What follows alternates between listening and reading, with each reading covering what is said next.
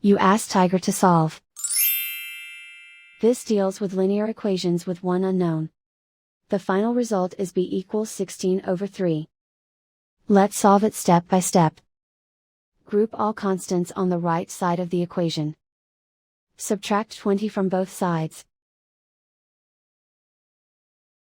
Group like terms. Simplify the arithmetic.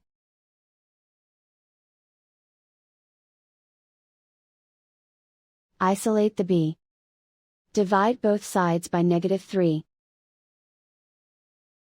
Cancel out the negatives. Simplify the fraction. Cancel out the negatives. And so the final result is b equals 16/3.